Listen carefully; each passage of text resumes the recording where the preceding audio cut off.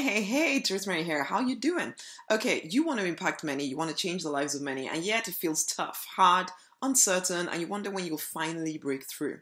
And I work with people just like you, successful in certain areas, but not necessarily in the areas that you want to be successful in. And there are certain threads that plague you over and over again. So 5 things. Number 1, how connected are you to source? It's one thing to talk about being connected, and it's another thing to actually live in the experience of it. Most people talk about it, sing about it, but feel actually very distant. When you long to be spirit-driven and you don't feel like it is your reality, you start to think that spirit has something against you and doesn't want you to reach your goals. And so then you hold yourself back because you're not sure whether you're on the right path for you. Your desire for a sense of connected spirituality takes precedence over everything, which is great. But then when you don't feel the connection, everything else is put on hold as you wait for a clear signal, a clear sign from the heavens that it's okay to move. This is the thing. The sign was already given to you in your original vision for what your life could look like. But you don't realize this because you feel abandoned and distant.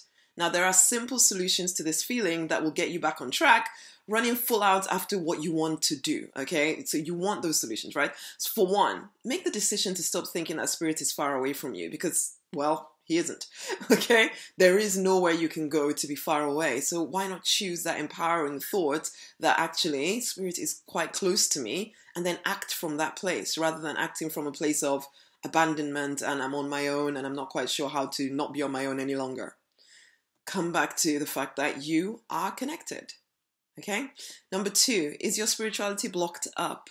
This is an area that most people just kind of try to gloss over, okay? You can't do that, okay? They think it's irrelevant. Most people think it's irrelevant and think it's just for fun, and they don't realize the impact it can actually have on their results. Your sexuality can give birth to new ideas, to new life, and it instills in you a deep inner confidence and also instills in the people that you're here to serve a sense that they can trust you. Okay, because you're all open and there's no blockages inside of you. You come across a lot more charismatically when this area of your life is working. Leader, you must handle any issues you have in this area because you can't be like a norm with broken parts of you that you try to ignore. The work you're here to do is way too important for that. When you fully see that, then you will know that you can't have these blocks within you and just ignore them. They have to be handled. Number 3, who is allowed to manipulate you? As a spirit-driven entrepreneurial leader, many in your current existence notice that you're pretty darn powerful, really, and they want a piece of that, okay? And you get dragged into many dramas that are not yours to handle, but you think you have to.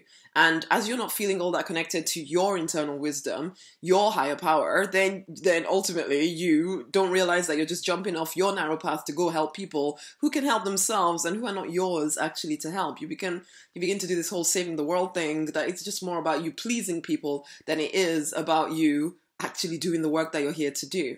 You think it's right, though. That's the thing. You think it's right that you save everyone and save the world. And so you spread yourself so thin, you're getting involved in all kinds of nonsense that isn't yours to handle. And next thing you know, you're stuck, not doing any of the things you dream of doing, but very busy saving everyone else and feeling resentful about it. But you think you have to. You don't. You don't have to do that at all. And if you would dare to actually ask the question of spirit, you would know this, okay? But you think that being spiritual is equivalent to being a pushover. I know you don't think of it that way, but your actions are proving otherwise, okay? Think about it. Number 4, what religious rules do you feel you have to follow?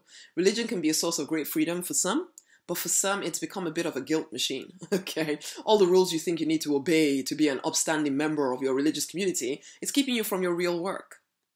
You're jumping through all the hoops your leaders place before you because you think you need them to give you a platform. And again, because you're not connected personally to spirit, to source yourself, you think this is the way it has to be, but really it's just a distraction. And it's one that makes you feel guilty and shameful, and you feel that you'll be punished if you don't jump through all these hoops. For goodness sake, leader, stop spiritualizing the fact that it's simply not working for you. It's not. Okay, you make it seem holy by saying, oh, I need to stay on this sacrificial path. But actually, it's just a safety blanket because you're too scared to leave what you've always known and actually start doing the big work that you're here to do. And so you settle for the limited version that somebody gives you permission to do. Come on, leader, it's time to be free. Number 5, who do you need to forgive, honey? If you're honest, you're angry. Not in an obvious way because you don't think you're allowed to feel what you feel, but there's a recurring theme of resentment that runs through your life. You feel resentful that people don't value you more. After all, you're working your socks off trying to keep them happy, and they don't seem to acknowledge you for it. And if you're completely honest, you're resentful at your higher power because he, she, or it doesn't seem to be rescuing you from this confusing existence. Yes, you found your way to a level of success, but it feels a little like your dreams and the vision that you're so sure came from the spirit is just there to taunt you and make you feel incapable of actually getting past this limit. And so yes, you're angry. As you start to look at the elements of your life, okay, you feel as though lots of time has been wasted being manipulated by others, and you're angry with yourself and also with those other people. But again, you bury it all and keep doing what you think you have to do. But how long can you keep doing that? Really? At what point will you finally realize that you need to get healed and unblocked from these things so that you can start to live the life you are here to live? Leader, an abundant, successful life can be yours if you will choose to get unblocked. The above 5 reasons, the things that I've just mentioned, they're some of the most common things that hold leaders like you back. And I can help you get unstuck so that you can have the intimacy with spirit that you long for, where you actually feel that connection, the positive impact on the number of people you feel called to impact, yeah, and the extra income that you know can be yours.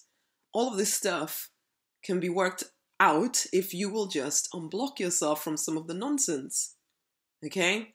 Now, if you would like me and you to work together to make this happen, then you just need to private message me now on Facebook to find out about the Deliberate Success Now private one-on-one sessions that I'm delivering at the moment, okay? There's only a few of these sessions.